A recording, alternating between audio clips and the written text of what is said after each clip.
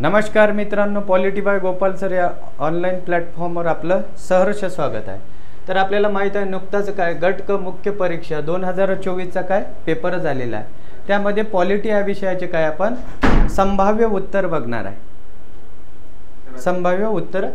आहे।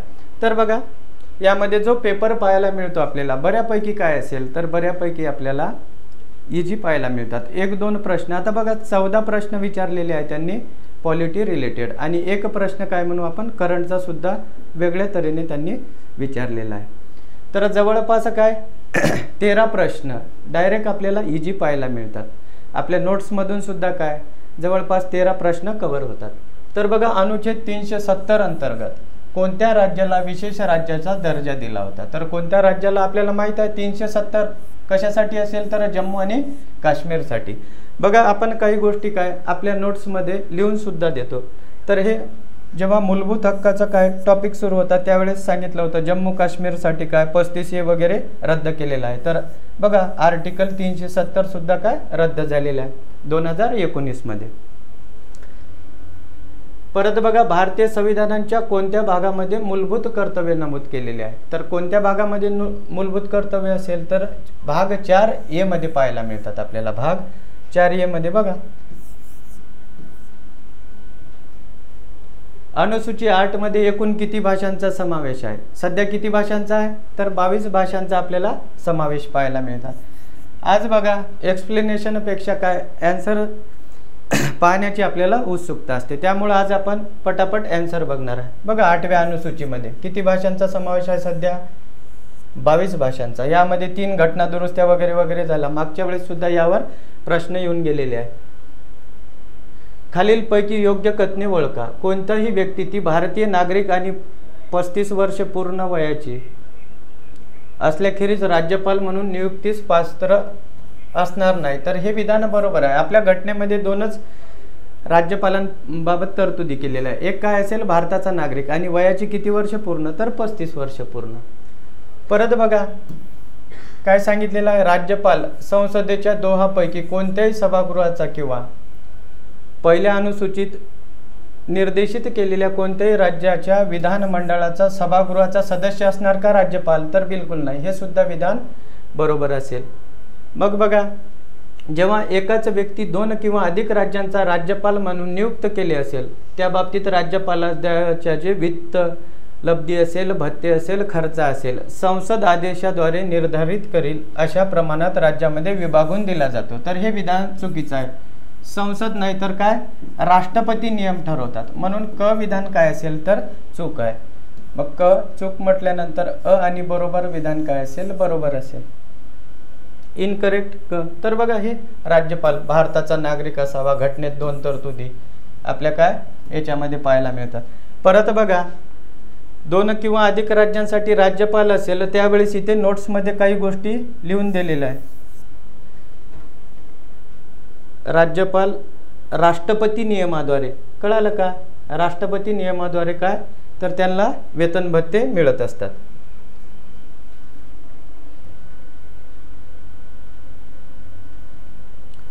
खालीलपैकी योग्य विधाने ओळखा।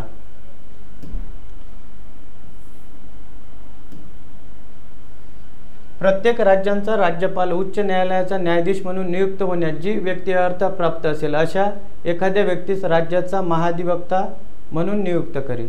तर काय असेल महाधिवक्ता यावर आपल्याला भरपूर वेळेस प्रश्न पाहायला मिळतात। तर नेमणूक कोण करणार राज्यपाल आणि काय असतात हायकोर्टची त्यांना काय पात्रता असायला हवी। तर हे विधान काय आहे तर बरोबर आहे। महाधिवक्ता राज्यपालांची मर्जी असेपर्यंत पद धारण करतात हे सुद्धा विधान या ठिकाणी बरोबर आहे। परंतु दुसऱ्या भागामध्ये काय सांगितलं राज्य विधिमंडळ निर्धारित करील असे पारिश्रमिक मिळेल म्हणजे काय पगार भत्ते राज्य विधिमंडळ नाही तर राज्यपाल ठरवतात। त्यामुळे ब विधान चूक आहे आणि योग्य विधान काय असेल तर ऑप्शन क्रमांक 1 आपल्याला योग्य विचारलेला आहे। राज्याचा महाधिवक्ता वगैरे वगैरे बघा भत्ते पगार कोण ठरवतात तर आपले राज्यपाल ठरवतात। खालील राज्यांची त्यांच्या विधान परिषदेच्या काय जागानुसार क्रमाने क्रम लावा। विधान परिषदेवर भरपूर वेळेस प्रश्न येतात, यावेळेस काय थोडा डीप मध्ये विचारलेला आहे। महाराष्ट्राच्या किती असेल तर 78 पाहायला मिळतात. त्यानंतर आंध्र प्रदेश काय असेल तर आपल्याला 50 पाहायला मिळतात. त्यानंतर UP किती 100 आणि कमी किती असेल तर आपल्याला तेलंगणा पाहायला मिळतात 40. कर्नाटक किती असेल तर 75. आपल्याला काय विचारलेलं आहे त्यांनी, चढता क्रम म्हणजे कमीकडून काय जास्तकडे. तर सर्वात जास्त कोणाची असेल तर बघा उत्तर प्रदेश. क कोणत्या ठिकाणी आहे सुरुवातीला, क चारी ठिकाणी आहे. क नंतर काय असणार तर महाराष्ट्र असेल.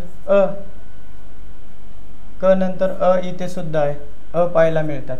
त्यानंतर काय असेल कर्नाटक पाहायला मिळतात. ई नंतर काय असणार तर आपल्याला आंध्र प्रदेश ब पाहायला मिळतात. आणि सर्वात शेवट काय तर तेलंगणा. ऑप्शन क्रमांक 1 यायला पाहिजे. हे बघा महाराष्ट्र 78, उत्तर प्रदेश 100 नोट्समधला, आंध्र प्रदेश किती 50, तेलंगणा 40, बिहार 50 आणि कर्नाटक 75 पाहायला मिळतात आपल्याला. संविधान सभेबाबत अयोग्य विधान विचारलेलं आहे. आपल्याला माहित आहे घटना निर्मितीवर बऱ्यापैकी प्रश्न विचारले जातात. तर अयोग्य विधान संविधान सभेबाबत, सिंह हे संविधान सभेचे चिन्ह होते. सिंह होते का तर नाही. बघा हत्ती हा, मग पहिलंच काय असेल अयोग्य. BN राव यांची संविधान सभेचे कायदेविषयक सल्लागारपदी नियुक्ती करण्यात आली तर बरोबर आहे. BN राव यांची बघा नोट्समध्ये जशास तसा पॉईंट पाहायला मिळतात. HVR अय्यंगार हे संविधान सभेचे सचिव होते. तर HVR अय्यंगार काय सचिव पाहायला मिळतात. ब आणि क विधान बरोबर आहे, परंतु आपल्याला अयोग्य विचारलं. अयोग्य काय असणार खालीलपैकी अयोग्य कथने ओळखा. एखादी व्यक्ती भारतीय नागरिक आणि असल्याशिवाय सर्वोच्च न्यायालयाच्या न्यायाधीश म्हणून नियुक्तीस पात्र असणार नाही. आता सुप्रीम कोर्टच्या न्यायाधीशांच्या पात्रतेबद्दल आपल्याला प्रश्न विचारलेला आहे. तर काय सांगितलं, एखाद्या उच्च न्यायालयाचे अथवा 2 किंवा अधिक उच्च न्यायालयाचे निदान 10 वर्ष न्यायाधीश. 10 वर्ष का तर नाही 5 वर्ष. पहिलंच विधान अयोग्य आहे. त्यानंतर एखाद्या उच्च न्यायालयाचा अथवा 2 किंवा अधिक न्यायालयाचा निदान सलग 5 वर्ष अधिवक्ता. 5 वर्ष का तर नाही 10 वर्ष. हे सुद्धा विधान काय चुकीचं आहे. राष्ट्रपतीच्या मते विख्यात विद्येता हे विधान काय असेल सर्वोच्च न्यायालयाबाबतीत बरोबर आहे. मग आपल्याला काय विचारलेलं आहे, कोणती अयोग्य विधाने. अयोग्य काय असणार मग आणि ब दोन्ही विधाने काय आहे अयोग्य आहे. हे पात्रता भारताचा नागरिक असावा, 2 किंवा अधिक उच्च न्यायालयात किती 5 वर्ष न्यायाधीश, 10 वर्ष वकील वगैरे वगैरे सांगितलेलं आहे. आणि कायदे पंडित क मध्ये सांगितलेलं आहे. ह्या नोट्समधले पॉईंट जसेच तसेच. खालीलपैकी योग्य विधाने ओळखा. अनुच्छेद 137 संसदेने केलेल्या कोणत्याही कायद्याच्या तरतुदीच्या किंवा अनुच्छेद 145 अन्वये करण्यात आलेल्या कोणत्याही नियमांना अधीन राहून सर्वोच्च न्यायालयाला त्यांनी अधिघोषित केलेला कोणताही न्याय निर्णय केलेला आदेश यांचे पुनर्विलोकन करण्याचा अधिकार असेल. आता न्यायालयाला काय तर आपल्याला माहित आहे 137 मध्ये सांगितलेलं आहे न्यायिक पुनर्विलोकन. आणि 145 मध्ये काय सांगितलं असेल तर 145 मध्ये नियम करण्याचा अधिकार वगैरे कोणाला तर स्वतः न्यायालयाला असतो. पहिलं विधान बरोबर आहे. आर्टिकल 141 मध्ये काय सांगितलं, सर्वोच्च न्यायालयाने घोषित केलेला कायदा भारताच्या राज्य क्षेत्रातील सर्व न्यायालयावर काय असेल बंधनकारक. दोन्ही विधान काय आहे बरोबर आहे. तर काय विचारलं आपल्याला योग्य. दोन्ही विधाने काय असणार बरोबर असणार. बघा न्यायिक पुनर्विलोकनवर आर्टिकल 141 सर्वोच्च न्यायालयाने घोषित केलेला कायदा वगैरे. सदस्य संसद सदस्यांना संसदेत भाषण करण्याच्या स्वातंत्र्य कोणत्या अनुच्छेदामध्ये संरक्षण दिलेलं आहे. 2 ठिकाणी पाहायला मिळतात आर्टिकल 15 वगैरे. त्यानंतर संसदेचे विशेष अधिकार, तसंच महाधिवक्ता, भरपूर ठिकाणी आपल्याला हे आर्टिकल पाहायला मिळतात. तर आर्टिकल किती असेल 105. हे बघा अपवाद घेतले 14 मध्ये. 3 ठिकाणी नोट्समध्ये पाहायला मिळतात आपल्याला.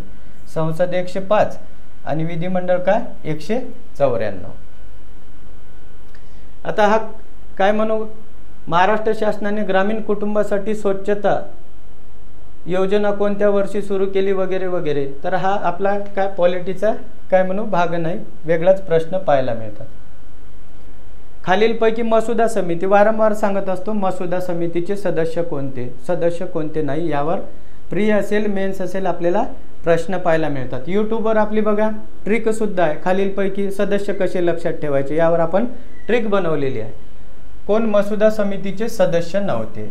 सी राजगोपालचारी आन्सर असणार का, तर हे मसुदा समितीचे सदस्य नव्हते। मोहम्मद सादुल्ला सदस्य पाहायला मिळतात, एन गोपाल स्वामी, BL मित्तर वगैरे हे सर्व काय तर आपल्या नोट्समधले मेन्शन केलेला पार्ट आहे बघा, मसुदा समिती वगैरे।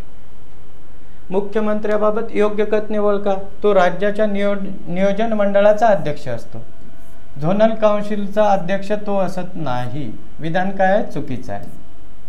तर विभागीय परिषदेचे अध्यक्ष कोण असतात, तर आपले गृहमंत्री असतात। आंतरराज्य परिषदेचा उपाध्यक्ष हे सुद्धा विधान चुकीचं आहे, हे सदस्य असणार इथे।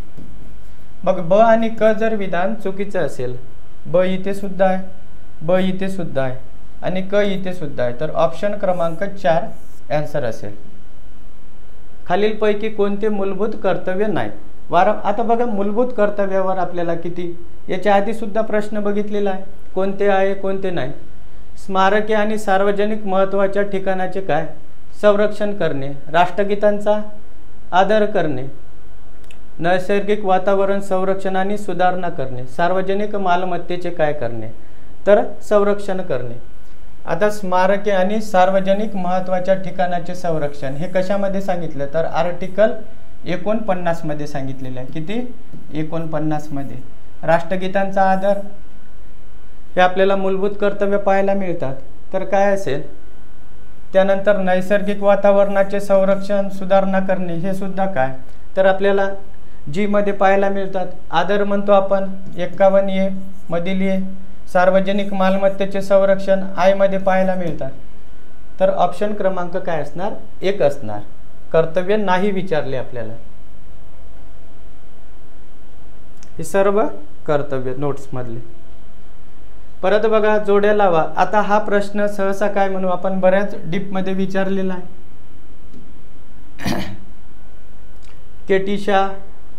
केटी शाहनी काय म्हटलं असेल तर धार्मिक दिखावा म्हटलेला आहे। केटी शाह यांनी काय तर धार्मिक दिखावा म्हटलेला आहे।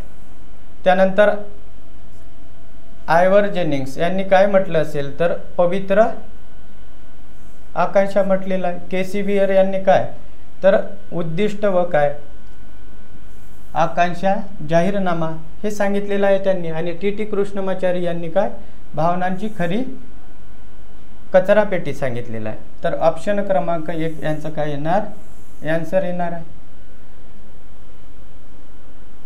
हे बघा आपल्याला काय तर नोट्स मधले जवळपास काय म्हणू आपण 14 पैकी 13 प्रश्न जशाच तसे पाहायला मिळतात।